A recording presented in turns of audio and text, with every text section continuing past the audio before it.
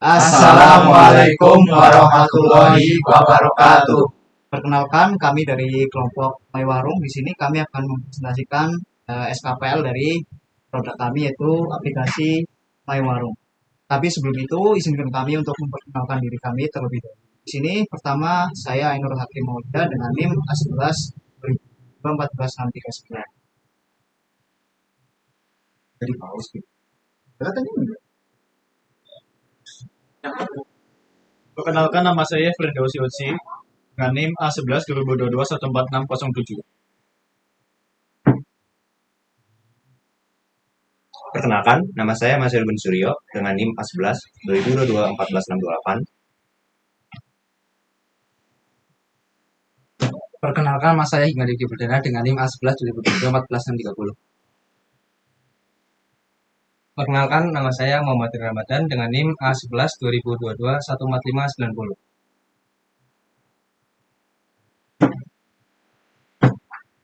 Baik, di sini saya akan membahas slide 1, 2, dan 3. Pertama untuk di sini, warung adalah sebuah sistem penjualan warung berbasis mobil yang dirancang untuk mempermudah proses transaksi dan manajemen toko kecil.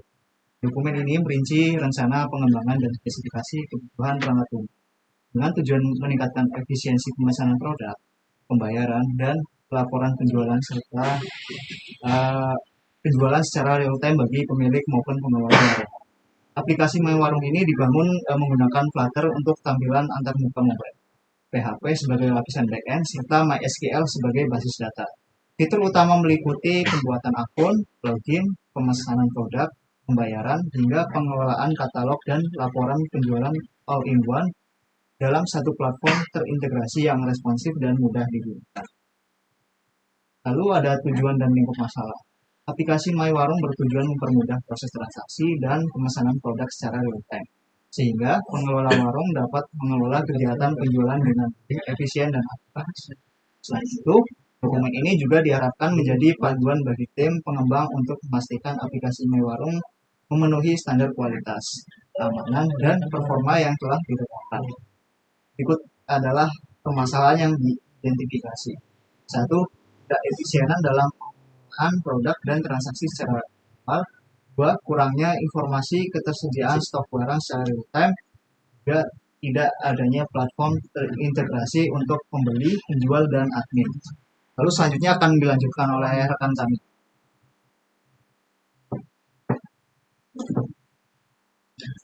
Baik, selanjutnya ada batasan. Dalam pengembangan implementasi sistem My Warung, terdapat beberapa batasan yang perlu diperhatikan, yaitu platform terbatas, hanya mendukung Android yang versi 5 ke atas atau Lollipop. Tapi sayangnya di sini My Warung itu belum support iOS OS. Nah, selanjutnya itu ada spesifikasi perangkat keras. RAM itu minimalnya 2 GB dengan prosesor quad-core, simpanan internalnya itu di atas 32 GB. Yang ketiga, koneksi internet. Sebagian besar fitur ini memerlukan koneksi yang stabil tanpa mode offline. Jadi harus tetap online terus. Selanjutnya mode offline. Aplikasi ini tidak menyediakan akses saat jaringan terputus. Terus kelima ada dependensi backend. Backend dibangun dengan PHP dan MySQL melalui REST API. Kestabilan server atau API itu sangat krusial. Terus yang keenam, integrasi pihak ketiga. Di sini menggunakan API Raja Ongkir untuk ongkos kirim. Gangguan, misalnya API Raja Ongkirnya itu mengalami gangguan, itu akan mempengaruhi layanan keseluruhan dalam pengiriman. Dan yang ketujuh, keamanan dasar. Hanya menyiapkan autentikasi dalam validasi input, tidak dirancang untuk serangan tingkat lanjut tanpa penguatan tambahan. Terus yang kedelapan adalah bahasa antarmuka. Hanya mendukung bahasa Indonesia, belum ada dukungan multibahasa. Selanjutnya, deskripsi umum sistem. My Warung adalah aplikasi mobile yang dirancang untuk mempermudah pengelolaan sistem penjualan warung. Dengan layanan transaksi efisien, pemesanan produk real time, dan administrasi terpusat bagi pemilik serta pengelola warung. Sistem ini dilengkapi dengan integrasi peta untuk navigasi lokasi MyWarung. Dan yang kedua ada aneka responsif yang kompatibel di berbagai perangkat. Yang ketiga ada panel admin intuitif untuk memantau aktivitas pengguna dan transaksi. Terus selanjutnya teknologi yang digunakan. Di sini kami menggunakan 3 teknologi, yaitu bagian front end kami menggunakan Dart dengan framework Flutter. Terus yang back end kami menggunakan PHP dengan REST API. Terus database-nya kami menggunakan MySQL. Selanjutnya fungsi produk. Di sini ada 3: register, login, dan memesan produk. Di sini aku akan menjelaskan register. Di register, pengguna sebelum mempunyai akun, pengguna dapat membuat akun baru dengan isi data seperti username dan password untuk mengakses fitur aplikasi. Selanjutnya, login. Jika pengguna sudah terdaftar masuk ke aplikasi menggunakan identitas yang valid. Selanjutnya adalah memesan produk.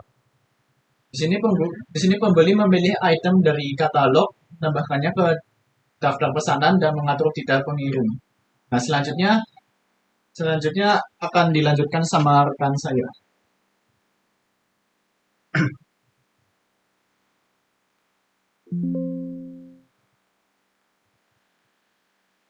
Eh, Selanjutnya masih di fungsi produk, ada membayar, lihat riwayat pembelian, dan mengelola produk. Untuk yang membayar, setelah memesan, pembeli melakukan pembayaran sesuai total biaya yang dihitung oleh sistem. Yang kedua, melihat riwayat pembelian. Pengguna dapat melihat daftar transaksi atau pemesanan sebelumnya. Selanjutnya ada mengelola produk. Admin dan penjual dapat menambah, mengedit, atau menghapus produk yang akan ditampilkan dan dijual. Selanjutnya ada mengelola pembeli, mengelola penjual, dan melihat laporan penjualan. Yang pertama, mengelola pembeli. Admin dapat mengelola data pelanggan, termasuk pendaftaran dan informasi kontak. Selanjutnya, mengelola penjual. Admin dapat mengelola data penjual serta hak akses mereka. Selanjutnya, melihat laporan penjualan. Admin dapat memantau data penjualan dari semua transaksi yang dilakukan pengguna melalui menu laporan. Selanjutnya ada karakteristik pengguna. Yang pertama, admin bertanggung jawab mengelola data produk yang akan dijual, melihat riwayat pembelian, dan melihat laporan penjualan. Admin memiliki hak akses penuh ke seluruh fitur aplikasi dan harus memiliki kemampuan memahami alur bisnis warung serta mengoperasikan panel administrasi dengan baik. Kedua ada penjual. Penjual bertugas mengelola data produk yang akan dijual, melihat riwayat pembelian, dan melihat laporan penjualan. Penjual memiliki hak akses terbatas pada fitur manajemen, produk, dan laporan, dan membutuhkan kemampuan dasar administrasi bisnis serta mengoperasikan aplikasi bisnisnya. Yang terakhir ada pembeli. Jadi pembeli itu menggunakan aplikasi untuk menelusuri katalog produk, melakukan pemesanan dan pembayaran, serta meninjau riwayat transaksi pribadi. Pembeli hanya memiliki hak akses pada fitur pemesanan dan riwayat transaksi dan memerlukan kemampuan menggunakan aplikasi secara umum untuk browsing dan transaksi. Selanjutnya akan dilanjutkan oleh teman saya.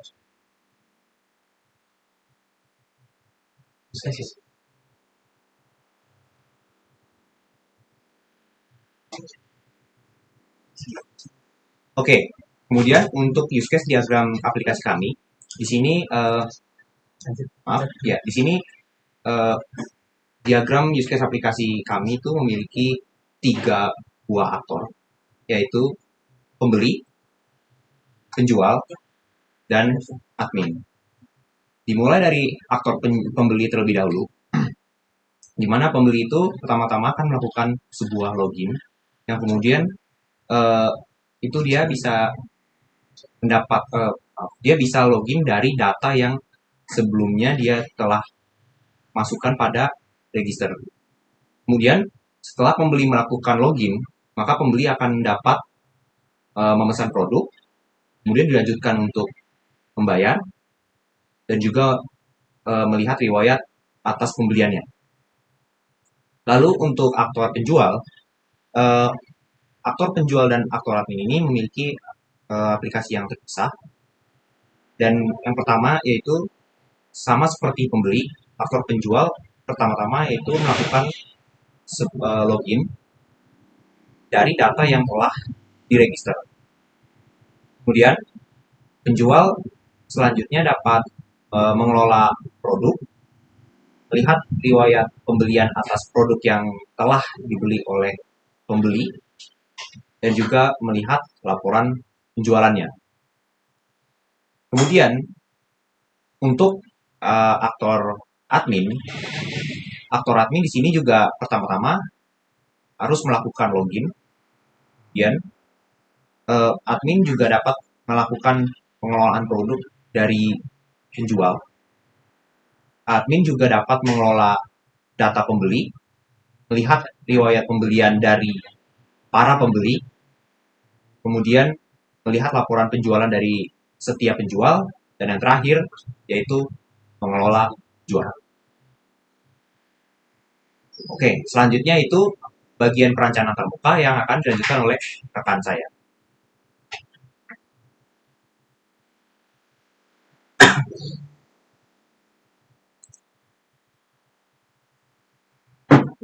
Oke, selanjutnya untuk perancangan antarmuka, yang pertama di sini kita memiliki landing page. Yang di sini kita bisa memilih mau login atau registrasi. Jika belum memiliki akun, kita masuk ke halaman registrasi dulu. Nah, di sini halaman tampilan untuk registrasinya seperti ini. Kemudian kalau sudah mengisi formnya, kita pencet tombol registrasinya di sini. Kemudian setelah registrasi, jika berhasil akan masuk ke halaman login dan kita akan memasukkan username dan password yang tadi barusan kita buat. Kemudian lanjut untuk perancangan antarmuka bagian dashboard. Di sini terdapat produk-produk yang dijual bagian sini. Di sini juga terdapat username. Kemudian di sini terdapat beberapa pilihan. Kalau kita pencet di sini. Kemudian lanjut, jika tadi di sini kita pencet, di sini ada menu edit profile, nanti akan muncul seperti ini. Di sini kita bisa mengganti nama, username, dan passwordnya, dan juga bisa melihat histori pembelian. Nah, kemudian di sini jika ingin memunculkan tampilan seperti ini, kita harus melakukan pemesanan terlebih dahulu. Misalnya di sini kita pesan salah satu atau banyak, kemudian kita pencet bagian sini. Kemudian akan muncul tampilan form cek ongkir yang akan diisikan form kota asal, kota tujuan, berat paket, dan kurir. Setelah itu, kalau sudah semuanya diisi, kita klik lanjut. Setelah itu akan disuruh memilih layanan ongkir dari, misalnya tadi kita di sini milih JNE, nanti pilihan layanan ongkir yang disediakan oleh JNE apa saja, kita pilih di sini. Terdapat harganya juga. Dan kita klik lanjut. Setelah itu akan masuk ke form pembayaran. Di sini ada terdapat username, kota asal, kota tujuan, berat paket, kurir, layanan, ongkos kirim, total transaksi, dan total dengan ongkir. Dan di sini juga menampilkan barang apa saja yang telah kita beli. Dan kita masukkan di sini form jumlah pembayaran yang nanti akan terhitung otomatis di kembalian jika terdapat kembalian, dan jika jumlah pembayarannya tidak sesuai dengan total dengan ongkir, tombol ini tidak bisa dipencet, tombol bayar. Nah, kemudian kita kirim gambar atau bukti transfer ke sini. Kemudian jika sudah semuanya, klik tombol bayar dan nanti akan mendownload sebuah file PDF untuk nota pembayaran dengan detail seperti ini. Kemudian selanjutnya dilanjutkan oleh rekan saya.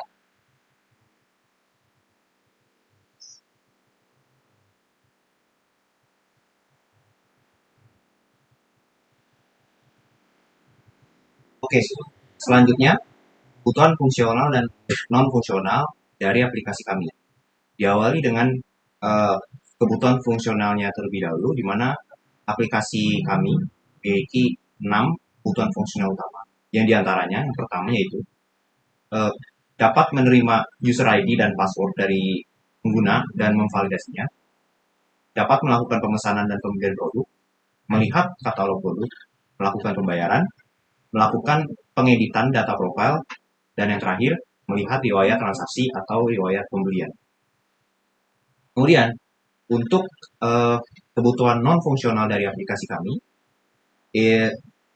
kebutuhan non-fungsional aplikasi kami yaitu memiliki 6 kebutuhan utama, yang diantaranya yaitu aplikasi ini harus dapat beroperasi terus-menerus selama 7 hari per minggu. Aplikasi ini harus dibangun dengan kehandalan yang setinggi mungkin meskipun tidak perlu setinggi kehandalan sebuah critical application.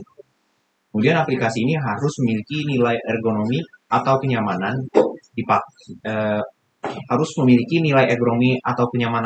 dipakai yang tinggi bagi pengguna atau user. Aplikasi harus kompatibel dengan berbagai versi perangkat dan sistem operasi yang sering digunakan oleh pengguna Android. Aplikasi harus dirancang untuk meminimalkan penggunaan sumber daya memori sehingga dapat berjalan dengan maksimal pada perangkat dengan spesifikasi. Waktu respon aplikasi harus kurang dari 3 detik untuk setiap permintaan dengan koneksi internet yang standar untuk pengguna. Aplikasi harus mendukung keamanan data dan operasi pengguna, memastikan aplikasi tidak mudah terganggu oleh sistem atau faktor eksternal.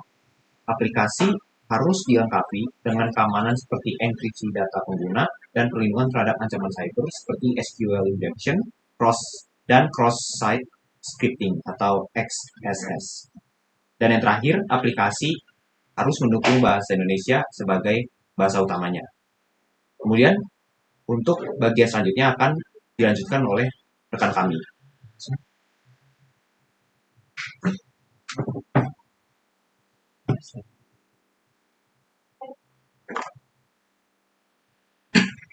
Baik, jadi itu sekian presentasi dari kelompok kami. Apabila ada tutur kata yang kurang berkenan, kami mohon maaf. Assalamualaikum Warahmatullahi wabarakatuh.